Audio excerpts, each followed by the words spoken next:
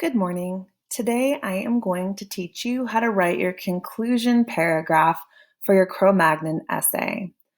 Now, the first four paragraphs, I didn't write, a different teacher did, but I did rewrite the final paragraph, which is called the conclusion paragraph. And the first thing that you need to do is to find your thesis and reread your thesis. So your thesis statement can be found on your Cro-Magnon essay template, which is number 4. And you're going to reread your thesis. And then the very first sentence in your conclusion paragraph, which is right here, needs to be a restatement of that thesis. Now, the thing is, you cannot just copy and paste it. It needs to be stated using different words. So let's go ahead and take a look at the original thesis, and then we'll reread the restatement in different words. So the original thesis was 3 important areas of Homo erectus's life are shelter, tools, and achievements. And if you scrolled here, I have changed that now to be restated as, in conclusion, Homo erectus was an early hominid that is known for innovative shelters, effective tools and weapons, and many truly amazing achievements. So you're going to basically do the same thing. You're going to restate your thesis using different words.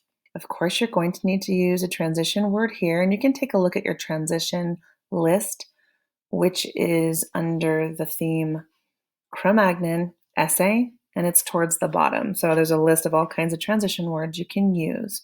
You can't just jump from the third body paragraph into the conclusion. You need to have a transition here, a phrase or a word. Okay, so after you are done rewriting your thesis statement, you are going to need to talk about your 3 body paragraphs. So I just took an importance, maybe the most important, in my opinion, facts about body paragraphs number 1, 2, and 3. So what you need to do is reread each of those paragraphs and highlight what you believe to be the most important information. So after I reread body paragraph number 1, I decided that the most important fact about shelter was that they were the first early humans who were able to live in caves. That was a huge transition from the previous early humans who could not.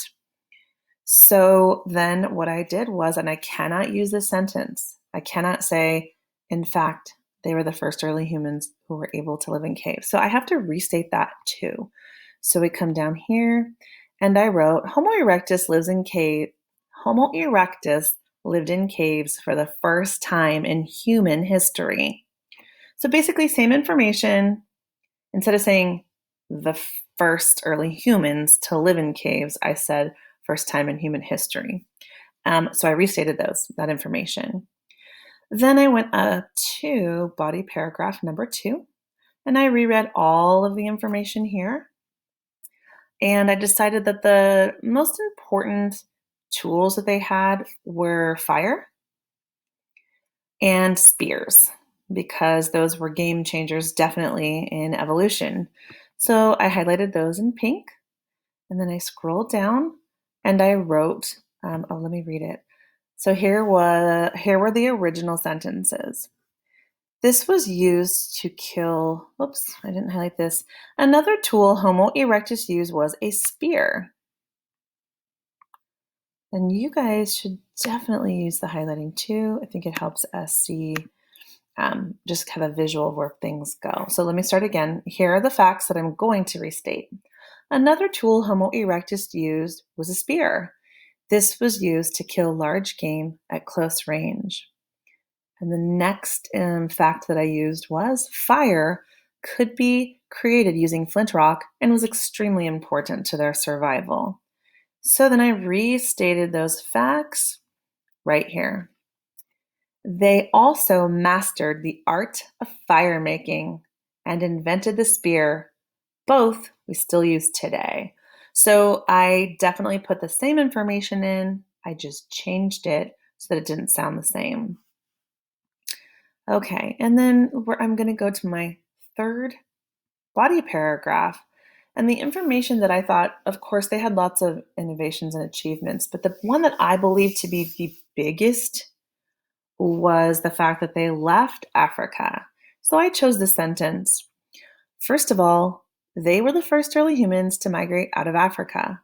They were able to migrate to Asia and Eastern Europe. So I took that information and I restated it right here. Lastly, Homo erectus left the only continent humans had ever known. Whoops, let me reread that now. Lastly, Homo erectus left the only continent humans had ever known to travel to Europe and Asia, eventually becoming the Neanderthal and Homo sapiens.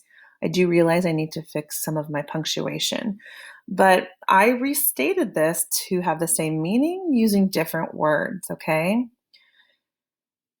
So, again, the thesis statement goes first, and then one fact from body paragraph number 1, and then another fact from body paragraph number 2, and then another fact from body paragraph number 3. Each of those facts should be what you consider to be the most important, not just some random fact, but the most important ones. And then finally, there are many ways to end an essay. I'm sharing one with you. I believe that this one works really well with sixth graders. So I chose to make a bold statement. A bold statement is typically an opinion. You never say, I believe, okay? You state it as though it were true, and obviously the reader knows that it's an opinion. But you never say, I believe Homo erectus were, okay? Here is my statement. Homo erectus were clearly the strongest, hardest working, and most inventive early humans to ever exist. So clearly that is an opinion, but I made it as a statement. So I'm going to state my opinion at the on the very last sentence right here in my conclusion. So it's basically 5 sentences, and you just plug in each of these sentences here with transition, restatement of thesis, and then information from body paragraphs 1, 2, and 3, and a bold statement at the end. So 5 sentences long. This is not the only way to do this. I don't want you to think like, oh, this is it. You can have more than 5 sentences. But for 6th grade, because you're learning, and a lot of you I found out haven't actually written an essay like this, I would like you to just practice like this, but going forward, just understand that there are lots of ways that you can end. You don't have to have a bold statement, but you always do need to restate your thesis, and you always have to have facts from your body paragraphs. They don't always have to just be limited to one sentence, but in this case, I would like to keep this part simple. So what you're going to do right now is write your conclusion. Perhaps you noticed that I started this a couple of my sentences using the same words, so I need to revise. But this was my rough draft. It literally was my rough draft. I just wrote it. So I did notice that there were some mistakes, and you will too. It's okay. This is your rough draft. But right now and today, you do need to write your conclusion, and this is due today. So go ahead right now and spend the rest of the class period writing your final paragraph. When you're done, it will be time to revise the rest of your paragraphs. And of course, I will be here to help you as you go along. So we're going to stay together today, not in breakout rooms. And that way I can see if you have questions and I can answer them as we go. And if anyone else has that question, that will help too. So again, right now, go ahead and write your conclusion, please. And if you're done with that, you're going to revise your paper.